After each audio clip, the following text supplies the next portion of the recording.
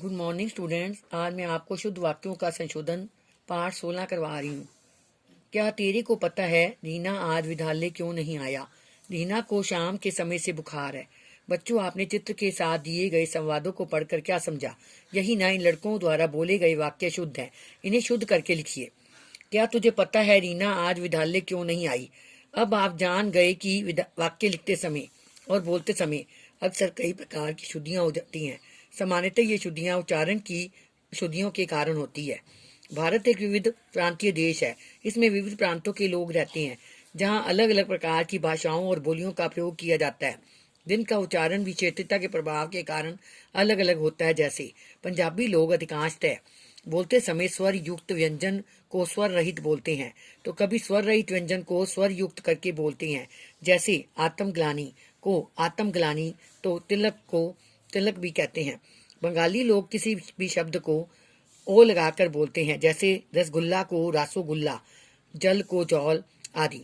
उत्तराखंड के लोग श के लिए स का ही प्रयोग करते हैं, जैसे शशि को ससी, बारिश को बारिश। भाषा में दो प्रकार की शुद्धियां देखने को मिलती हैं। नंबर 1 वर्तनी संबंधी शुद्धियां, नंबर 2 वाक्यों की अशुद्धियां। नंबर 1 वर्तनी की शुद्धियां के बारे में तो हम पढ़ चुके हैं। अब हम वाक्यों की शुद्धियों के बारे में जानें। नंबर 1 वचन संबंधी अशुद्धियां। हमारी कक्षा में 40 छात्र हैं। हमारी कक्षा में 40 छात्र हैं। दुर्घटना स्थल पर अनेकों लोग इकट्ठा हो गया, तो इसका सही है दुर्घटना स्थल पर अनेक लोग इकट्ठे हो गए। नंबर 2 संज्ञा सर्वनाम संबंधी अशुद्धियां। अशुद्ध वाक्य शुद्ध वाक्य। मैं आपकी पुस्तक नहीं ली, मैंने आपकी पुस्तक नहीं ली। मेरे को घूमना बहुत अच्छा लगता है, मुझे घूमना बहुत अच्छा लगता है। तैने उसको क्या दिया, तुमने उसे क्या दिया। लिंग संबंधी अशुद्धियां। अशुद्ध वाक्य शुद्ध वाक्य। मेरे माताजी कल आएंगे, मेरी माताजी कल आएंगी। दही जम गई, दही जम गया आएगा। कारक संबंधी शुद्धियां।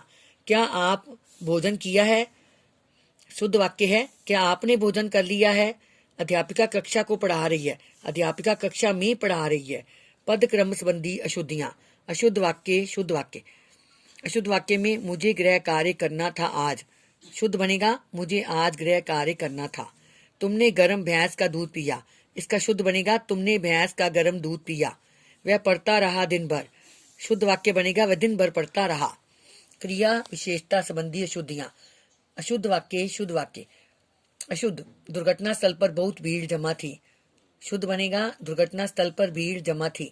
मुझे केवल मात्र 10 रुपये चाहिए, इसका शुद्ध बनेगा मुझे केवल 10 रुपये चाहिए अथवा मुझे मात्र 10 रुपये चाहिए।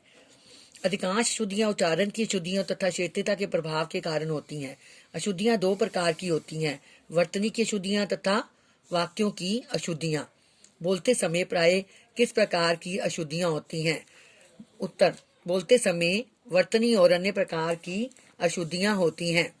तुम्हारा दर्शन दुर्लभ है वाक्य में किस प्रकार की अशुद्धि है? इसमें सर्वनाम संबंधी अशुद्धि है। मुझे केवल मात्र कुछ रुपए चाहिए, वाक्य का शुद्ध रूप बताइए। मुझे मात्र कुछ रुपए चाहिए। बच्चों, ये आपने याद करने और लिखने हैं और इसके साथ महाभारत का 36 पाठ पढ़ना है।